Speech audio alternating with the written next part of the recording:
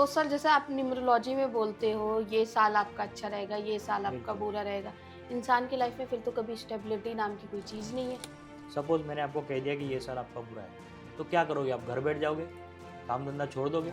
यार ये साल तो बुरा ही है, जाने दे, कुछ नहीं करना है। तो वो सबसे बड़ी मूर्खता होगी। ये कोई क्विक 2 मिनट मैगी नहीं है कि आपने एक रील देख लिया और आपकी लाइफ़ सुधर जाएगी। जी। आप लोग की फीस है ना बहुत हाई रहती है। एक न्यूमरोलॉजिस्ट है वो तो 5 लाख चार्ज करते हैं।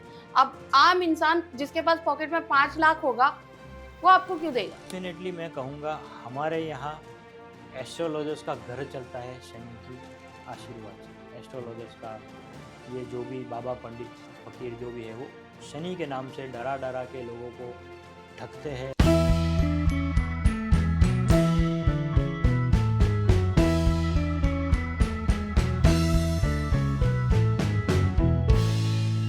दोस्तों आप और हम दोनों बहुत परेशान हो गए इन न्यूमरोलॉजिस्ट की वजह से।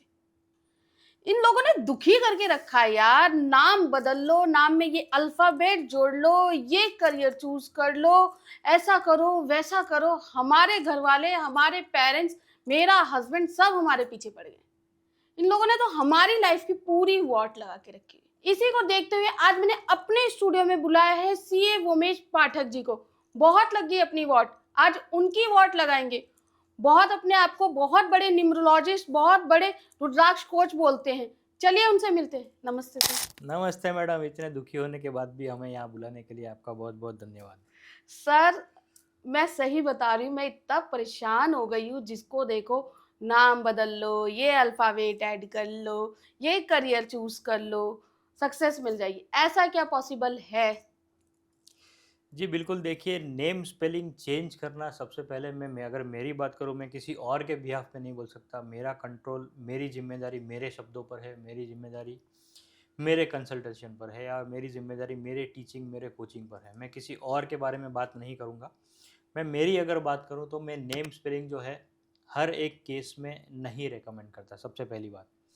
नेम स्पेलिंग सिर्फ़ रिक्वायर्ड है जहाँ पे आपका नेम अलाइनमेंट में नहीं है, जहाँ पे आपका नेम आपके सक्सेस को कहीं न कहीं रोक रहा है, उसी केस में हम नेम स्पेलिंग का चेंज रिकमेंड करते हैं। और सबसे इम्पोर्टेंट चीज़, नेम स्पेलिंग जो है, वो आपकी लाइफ़ का मेक और ब्रेक सिचुएशन हो सकता है, आपकी लाइफ़ का गेम चेंजर हो सकता है। आपने कई बार देखा होगा कि आपका डेट ऑफ बर्थ अच्छा है, सब कुछ अच्छा है, आप करियर भी सही कर रहे हो, पर कहीं न कहीं आप रुके हुए हो, आपका सक्सेस रुका हुआ है, आपका प्रमोशन रुका हुआ है, आपके पैसे अटके हुए हैं। इसका मुख्य कारण हो सकता है केवल और केवल आपका नेम स्पेलिंग। सर आप नेम स्पेलिंग की बात कर रहे हो, जी, ठीक है। न्यूमरोलॉजी में आप सबसे ज्यादा क्या फॉलो करते हो? Lucid grid. जी, तो लूसिड ग्रिड में तो भाई कभी भी किसी भी प्लैनेट के बारे में नहीं बताया गया है। जी। उसमें तो एलिमेंट के बारे में बताया। तो आप लोगों को बेवकूफ बना रहे हो। सो लोशु ग्रिड केवल एक पार्ट है न्यूमरोलॉजी का। लोशु ग्रिड हम पूरा-पूरा लोशु ग्रिड फॉलो नहीं करते। हम इंडियन जो वैदिक सिस्टम है और लोशु ग्रिड को मिक्स करके करते हैं। लोशु ग्रिड जो है वो चाइनीज़ पद्धति है और जो हमारी प्लानिटरी सिस्टम है वो हमारे इंडिया का, मैं कहूँगा इंडिया का वैदिक system, Indian knowledge system IKS की अगर मैं बात करूँ, तो अगर आप मुझे पूछेंगे कि आप क्या फ़ॉलो करते हो, मैं लोशु ग्रिड और आईकेएस इंडियन नॉलेज सिस्टम या वैदिक सिस्टम को कंबाइन करके मैं फ़ॉलो करता हूँ।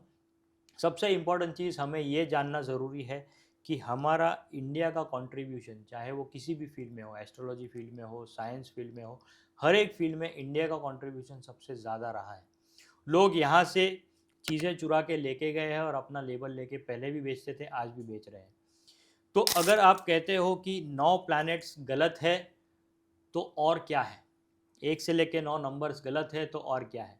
लोशु ग्रिड केवल और केवल एक आर्म है न्यूमरोलॉजी का, जिसमें यस आप सही हो कि वहाँ पे एलिमेंट्स होते हैं, वुड एलिमेंट होता है, अर्थ एलिमेंट होता है, मेटल एलिमेंट होता है, फायर, एयर वो होता है, डेफ़िनेटली वाटर एलिमेंट होता है। पर अल्टीमेटली जो दुनिया है, वो पंच तत्वों पे आधारित है, वो 9 ग्रहों पे आधारित है। आप जो एस्ट्रोलॉजी भी करो या न्यूमरोलॉजी जो भी करो, सभी कुछ अगर आप प्लैनेट्स के माध्यम से देखोगे तो यही 9 प्लैनेट्स हैं, यही 9 नंबर्स हैं और कौन से नंबर हैं। तो डेफ़िनेटली मैं कहूँगा कि हम ब्लाइंडली लोशु ग्रिड पे रिलाय नहीं करते। हम हमारे इंडियन नॉलेज सिस्टम को प्राइम लेके चलते हैं, हम हमारे प्लैनेट्स को प्राइम लेके चलते हैं और हम क्लाइंट्स को रिज़ल्ट देते हैं। तो सर देखिए, जैसे मैं जितना जानती हूँ, क्योंकि आप के साथ पॉडकास्ट करने से पहले मैं थोड़ी रिसर्च करके आई हूँ। जी मेरे खुद के क्वेश्चन भी है, हमारी ऑडियंस के क्वेश्चंस भी है, जी और खासतौर आज की जनरेशन के क्वेश्चंस भी है। जी जैसे एक नंबर है, आप लोग बोलते हैं एक नंबर सूरज का, 2 नंबर चंद्रमा का, जी 3 नंबर गुरु का, ठीक है? जी बिल्कुल। ये तो कहीं नहीं लिखा ना। तो हाँ, ये मैं कहूँगा ये डिनोशंस है। हम जो कहते हैं कि हमने क्या किया, हमने प्लैनेट्स को स्टडी किया कि सूर्य का एट्रीब्यूट क्या है। तो सूर्य का जो एट्रीब्यूट है वो कहीं ना कहीं नंबर 1 से जुड़ के आता है कि वो राजा है। सूर्य जो है वो ग्रहों का राजा है। सूर्य अपने आप में मैं कहूँगा कि एक लीडरशिप क्वालिटीज़ लाता है, कुछ नया इन्वेंशन लाता है।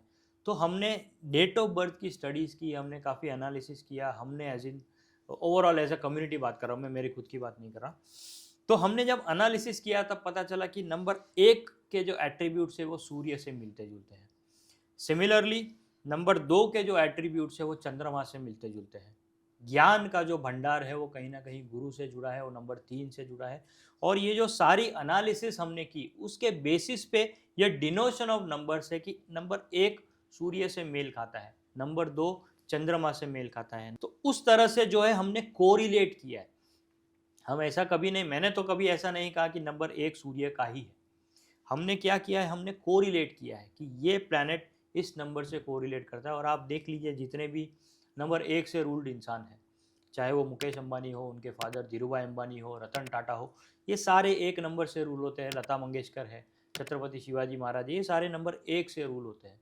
अब क्या इनमें लीडरशिप क्वालिटीज़ है? डेफिनेटली है। क्या ये अपने फील्ड में पायोनियर्स है? डेफिनेटली है। तो आप देखिए ये सारे एट्रीब्यूट्स कहीं ना कहीं मैच हो रहे हैं। तो जैसे 2 नंबर, मैंने आपका ही कोई वीडियो देखा था, उसमें 2 नंबर आपने शाहरुख खान के बारे में बताया जी था, ठीक है? बिल्कुल। तो शाहरुख खान क्या मैच कर रहे हैं चंद्रमा से जी रील? बिल्कुल, शाहरुख खान देखिए एक एक इमोशनल एक्टर है। शाहरुख खान स्क्रीन पे जब इमोशन लाते हैं तो सारी लड़कियों का दिल पिघल जाता है, राइट। दूसरा 2 नंबर की अगर आप बात करो तो अमिताभ बच्चन 11 नंबर से रूल होते हैं, तभी ड्राइवर नंबर 2 है। और 11 नंबर के लिए मैं हमेशा कहता हूँ कि ये इंसान ड्रीमर होता है, डूअर हो सकता है, प्रोवाइडेड उन्हें किसी का सपोर्ट मिले। अब अमिताभ बच्चन को सबसे बड़ा सपोर्ट रहा है उनके बाबूजी का, हरिवंश राय बच्चन का।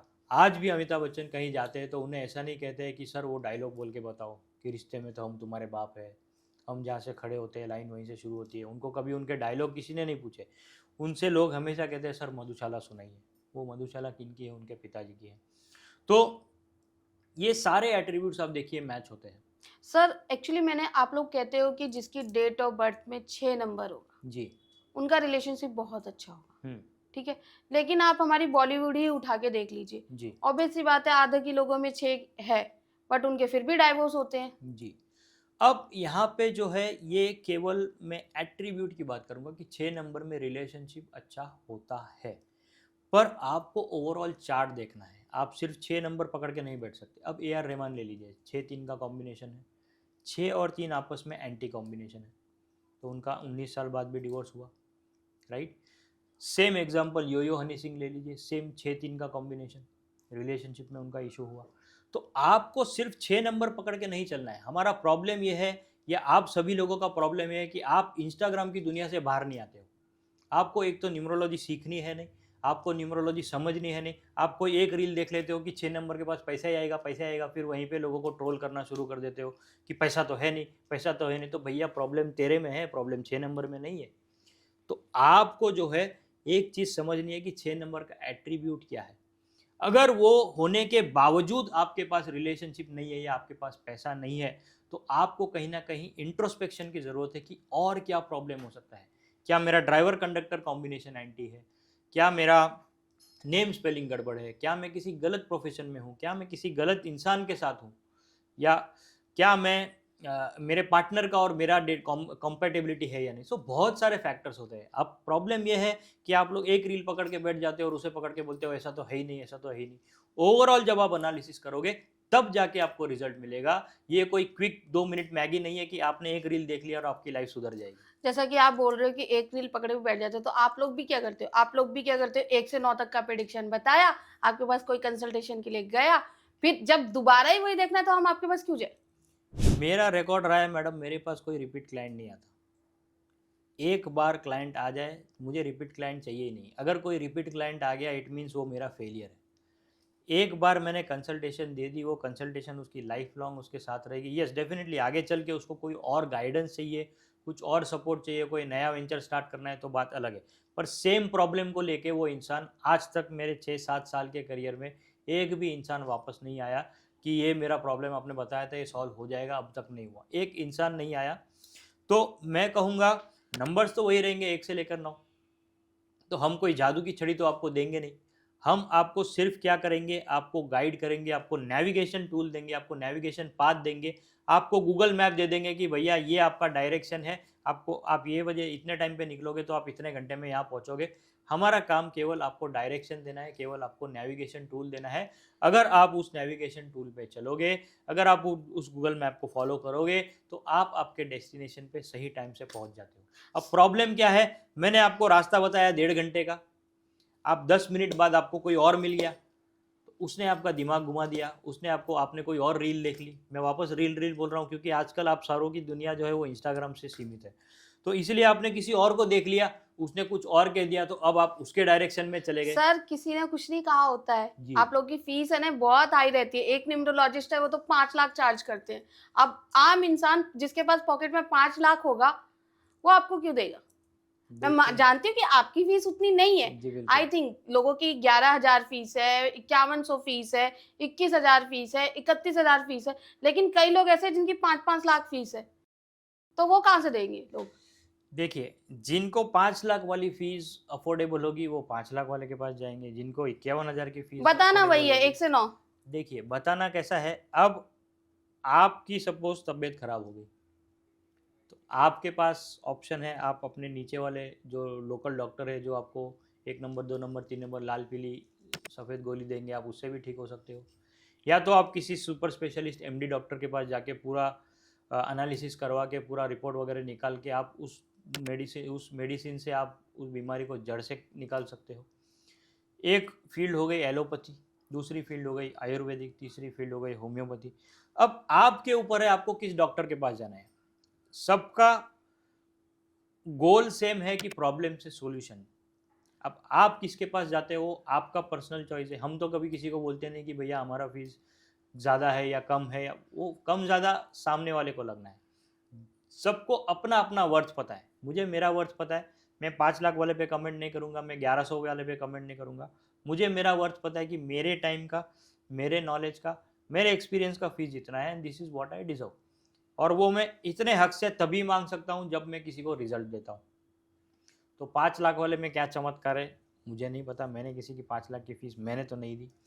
मुझे जो फ़ीस देते हैं उनको रिज़ल्ट मिलता है तभी लोग फ़ीस देते हैं। ऐसा कोई अंधा तो है नहीं कि ऐसे ही आके अपने 25,000 51,000 जो भी फ़ीस उसको देनी है वो दे देगा आँख बंद करके। आजकल लोग बड़ा ही मैं कहूँगा सोच समझ के पैसा खर्च करते हैं, कोई भी आँख बंद करके पैसा खर्च नहीं करता है। तो जो पैसा खर्च करता है उसे उसका वर्थ पता है, उसे उसकी लाइफ का वर्थ पता है कि मेरी लाइफ का वर्थ डेफिनेटली इससे ज़्यादा है, इसलिए मैं इतना तो स्पेंड कर ही सकता हूँ।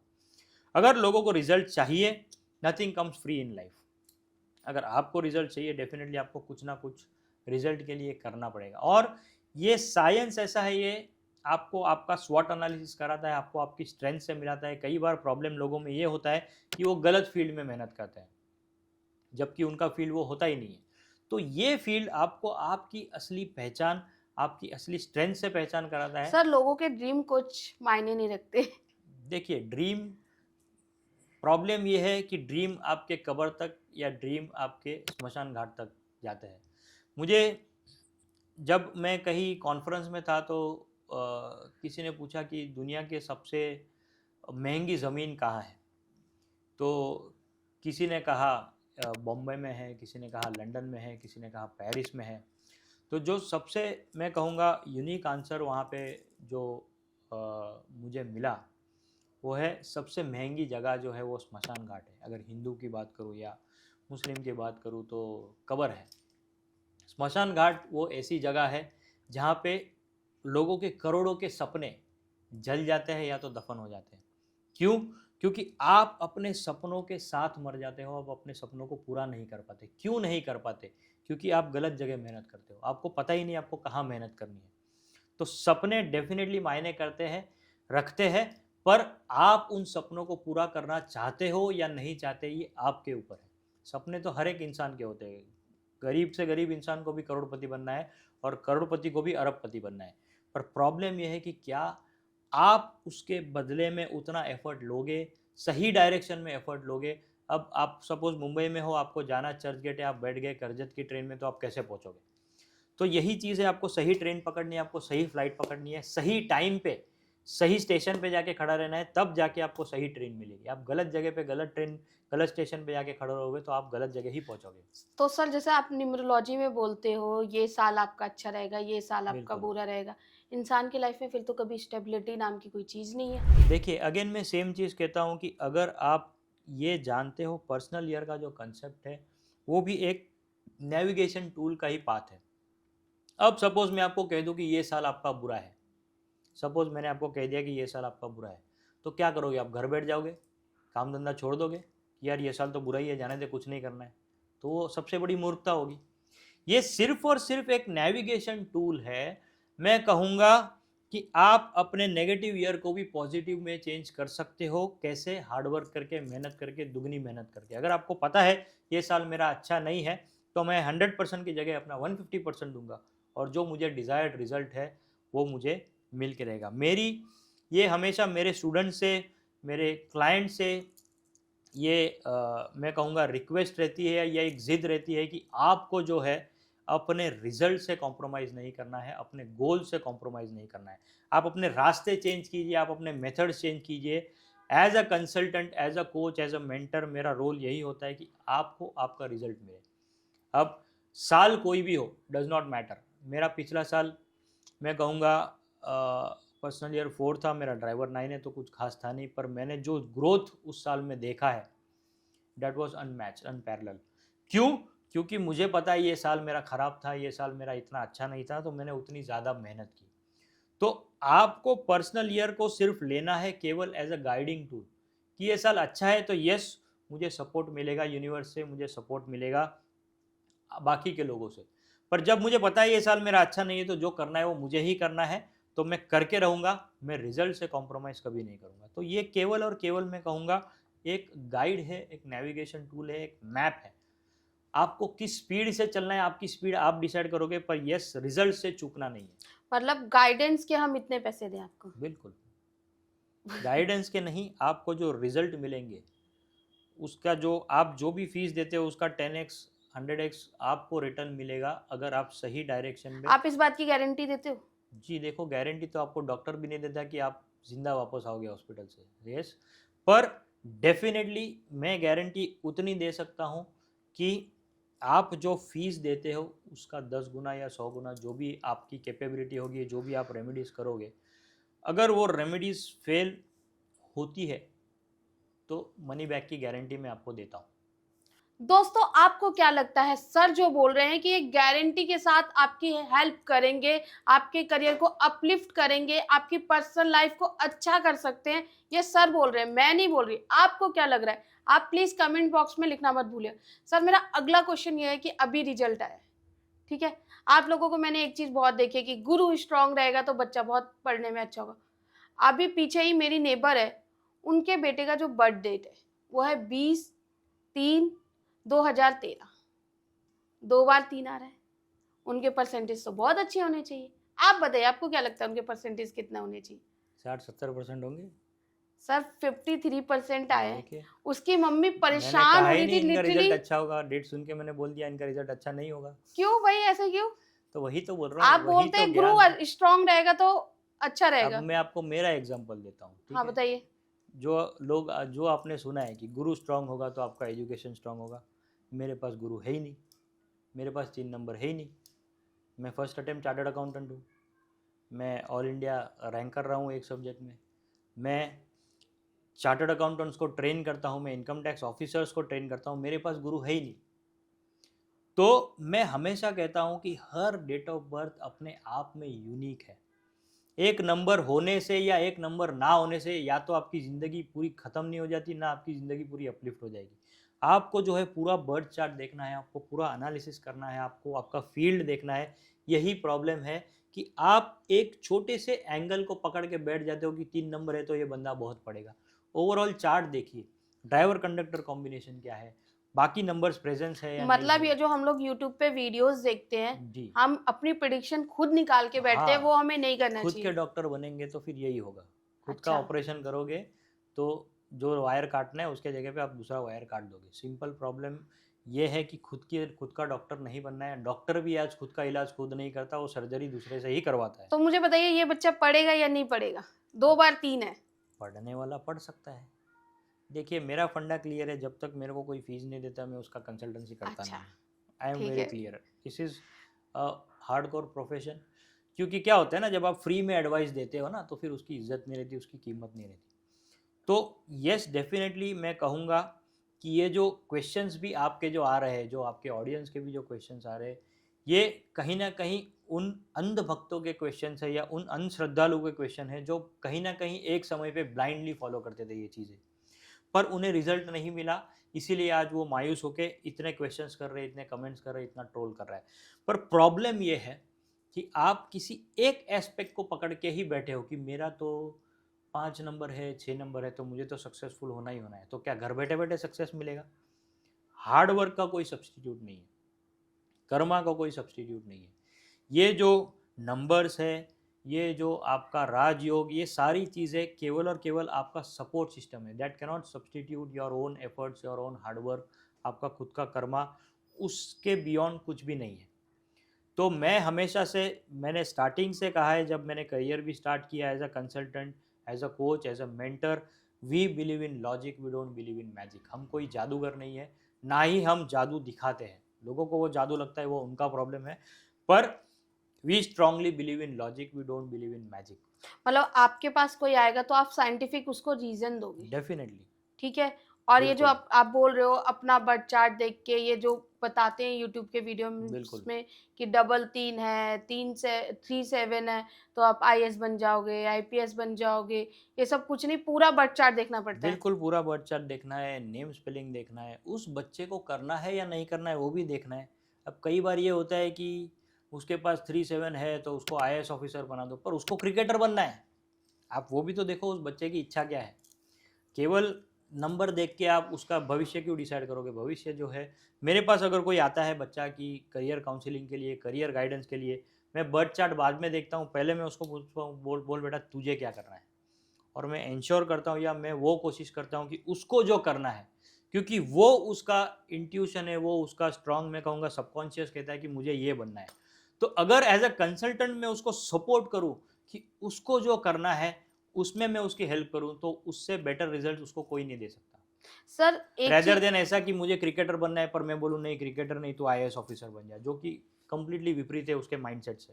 अच्छा सर, एक बात और, एक लोगों में मैंने अक्सर क्या देखा है, लोगों में बहुत गलतफ़हमी है कि अगर गलतफ़हमी है क्या? आप जैसे लोगों ने ही उस उन लोगों में डाला है कि भाई डबल 8 है या 8 है, तो आपकी लाइफ़ में बहुत स्ट्रगल होगा। लेकिन मैंने तो बहुत से लोग ऐसे भी देखे हैं जिनकी लाइफ़ में नहीं है। मैं आपको 2 नाम देता हूँ 8 नंबर, नरेंद्र मोदी और सौरव गांगुली।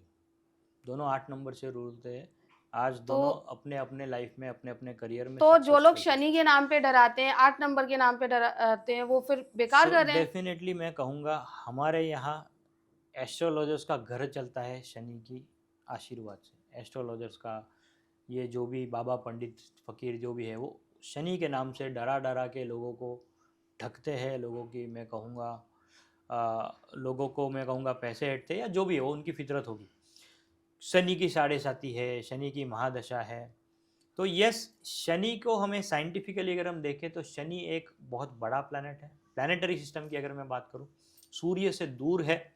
सूर्य से सबसे दूर कोई प्लैनेट यदि कोई है तो वो शनि है। सो डेफिनेटली अगर कोई शनि से रूल होता है, और क्योंकि बड़ा प्लैनेट है तो साइज़ में बड़ा है तो स्पीड उसका और डेफिनेटली स्लो हो जाएगा। साइंटिफिकली अगर मैं कनेक्ट करूँ तो डेफिनेटली शनि की वजह से आपका रिजल्ट स्लो हो सकता है। अगेन सेम चीज़ है, नेविगेशन टूल की बात है। अगर आपको पता है आप शनि से रूल होते हो तो आप मेहनत ज़्यादा कीजिए। शनि महाराज को मैंने आज तक, आप मेरे एक भी वीडियो निकाल के देख लो, मैंने कभी शनि को नेगेटिवली नहीं देखा। मैं हमेशा कहता हूँ कि शनि महाराज कर्म फल दाता है। आप जैसा कर्म करोगे वैसा फल आपको मिलेगा।